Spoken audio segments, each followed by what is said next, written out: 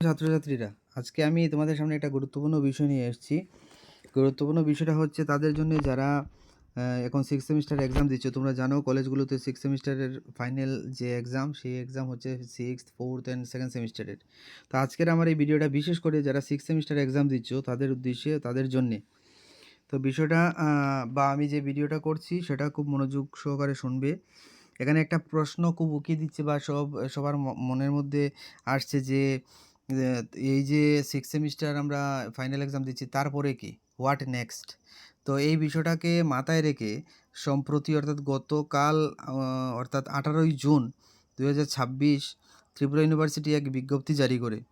এই বিজ্ঞপ্তিমূলে যে বিষয়টা উঠে আসে সেটা হলো introduction of 4th year under FY UG program. অর্থাৎ 6th সেমিস্টারের পরে যে 7th সেমিস্টার বা 8th সেমিস্টার অর্থাৎ যাকে আমরা 4th ইয়ার বলছি, সেই 4th ইয়ার সংক্রান্ত বা সম্পর্কিত একটা বিজ্ঞপ্তি জারি করেছে। এবং সেখানে যে বিষয়টা দেখো, খুব মনোযোগী হয়ে শোনার চেষ্টা করবে।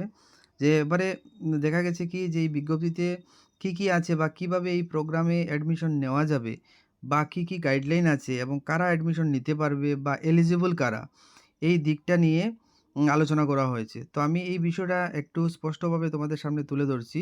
যদি তোমাদের কারোর কোনো সমস্যা বা কোনো কোয়েশন থাকে তাহলে তোমরা কমেন্ট করে জানিয়ে দিও। আমি সেটা তোমাদের প্রত্যাশা মতো আমি আনসার দেওয়ার, রিপ্লাই দেওয়ার চেষ্টা করব।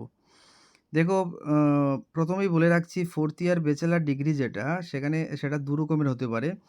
Number 1 bachelor's degree with honours এবং number 2 bachelor's degree with honours in research. তো এবার এই দুটো যে ক্যাটাগরি বা দুটো টাইপস যেটা আমি বলেছি যে 6th সেমিস্টারের পরে যে 7th অ্যান্ড 8th সেমিস্টার মিলে যে 4th ইয়ার, সেই 4th ইয়ারের দুটো টাইপ। একটা হচ্ছে যে ব্যাচেলর ডিগ্রি উইথ অনার্স, আরেকটা হচ্ছে অনার্স উইথ রিসার্চ যেটা। যে এই ২ রকমের 4th ইয়ার প্রোগ্রামটা করা যেতে পারে। এবারে আমরা যদি বলি হু আর এলিজিবল, কারা এটার জন্য যোগ্য বা কারা অ্যাডমিশন নিতে পারবে বা কারা করতে পারবে বা কারা 4th ইয়ার প্রোগ্রাম করতে পারবে, তাহলে এর উত্তর হবে যারা আপ টু 6th সেমিস্টার অর্থাৎ 6th সেমিস্টার অবধি যে সমস্ত ছাত্রছাত্রীরা টোটাল যে ক্রেডিট পুরো 1st সেমিস্টার থেকে 6th সেমিস্টার অবধি যে টোটাল ক্রেডিট, তোমরা হয়তো জানো যে টোটাল ক্রেডিট হচ্ছে 122 ক্রেডিটস। তো এই টোটাল ক্রেডিটের 60% যারা পেয়েছে বা পাবে, অর্থাৎ অর্থাৎ আমি যদি বলি যে 60% অর্থাৎ 73, তারাই 4th ইয়ার অর্থাৎ 7th বা 8th সেমিস্টার করতে পারবে। অর্থাৎ টোটাল 122 ক্রেডিটসের 60% মানে 3 ক্রেডিটস যারা পেয়েছে তারাই এলিজিবল বলে গণ্য হবে। যারা 60% ক্রেডিট অর্জন করতে পারবে না তারা কিন্তু 4th ইয়ার করতে পারবে না। তো এখানে একটা বিষয় খুব ভালোভাবে তোমরা মাথায় রাখবে যে এখানে তারাই 4th ইয়ার করতে পারবে বা 7th অ্যান্ড 8th সেমিস্টার করতে পারবে যারা আ টোটাল ক্রেডিটের 73 পাবে। তো 73 ক্রেডিট অর্জন করতে পারবে। এবার এখানে যে দুটো ক্রাইটেরিয়া সম্পর্কে আমি বললাম যে 73 তো এলিজিবিলিটি তোমাদের 4th ইয়ার করার জন্যে।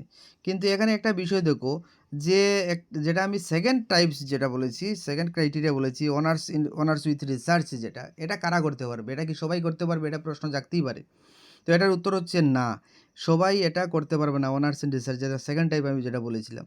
তো 2nd টাইপটা কারা করতে পারবে? দোজ হু গট 75% মার্কস বা 7.5 সিজিপিএ, তারাই কিন্তু they are only eligible for doing this, অর্থাৎ অনার্স ইন রিসার্চ যেটা, সেটা করতে পারবে। তো এই ক্ষেত্রে সবাই কিন্তু এটা করতে পারবে না। এটা বারবার একটু ক্লারিফাই করার চেষ্টা করছি আমি যে যারা টোটাল 122 ক্রেডিটসের 60% অর্থাৎ 73 ক্রেডিট পেয়েছে বা পাবে, তারা eligible for 4th year degree program. কিন্তু আ যেটা আমি বলেছি 2nd টাইপ অফ ডিগ্রি যেটা অনার্স ইন রিসার্চ যেটা, সেটা কিন্তু সবাই করতে পারবে না। যারা 75% সহজ কথায় 75% মার্কস পাবে বা পেয়েছে, তারাই একমাত্র কিন্তু অনার্স উইথ রিসার্চ করতে পারবে। এবার এই সম্পর্কে খুব গুরুত্বপূর্ণ দুটো কথা আমি বলছি তোমাদেরকে, মনোযোগ সহকারে শোনো। যে যারা 3 ইয়ার ডিগ্রি কোর্স অর্থাৎ আপ টু 6 সেমিস্টার অবধি করেছো, তাদের জন্য পিজি বা পোস্ট গ্রাজুয়েট প্রোগ্রাম যেটা বা আমরা মাস্টার্স যেটা বলি, সেটা মূলত 2 ইয়ার্সের হবে। আমি আবার বলছি, যারা 3 ইয়ার্স ডিগ্রি করে যারা 4th ইয়ার করতে পারবে না বা এলিজিবিলিটি অর্জন করতে পারবে না, তাদের জন্য মাস্টার ডিগ্রি বা মাস্টার ডিগ্রির যে প্রোগ্রাম বা মাস্টার্স যাকে বলি আমরা, সেটা কিন্তু তোমাদের 2 ইয়ার্সের জন্য হবে। 2 ইয়ার্স তোমাদের মাস্টার ডিগ্রি করতে গেলে 2 ইয়ার্স করতে হবে। ঠিক আছে? আবার যারা এই 4th ইয়ার করতে পারবে অর্থাৎ ব্যাচেলর ডিগ্রি উইথ অনার্স আর bachelor's degree with honours in research যারা করতে পারবে তাদের জন্য কিন্তু পিজি 1 বছরের 1 বছরের হয়ে যাবে। অর্থাৎ 1 বছরের পিজি ওরা করবে।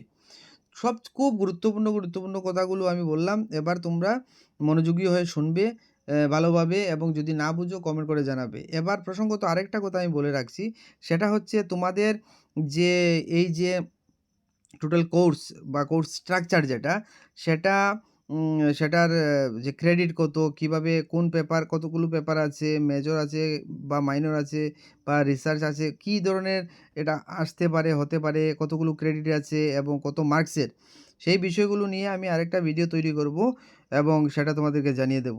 তো আমি আজকে এখানেই শেষ করছি। তোমরা ভালোভাবে মনোযোগী হয়ে শুনবে। যদি কোনো কনফিউশন থাকে কমেন্ট বক্সে জানিয়ে দিও, আমি আনসার দেওয়ার চেষ্টা করব। সবাইকে ধন্যবাদ।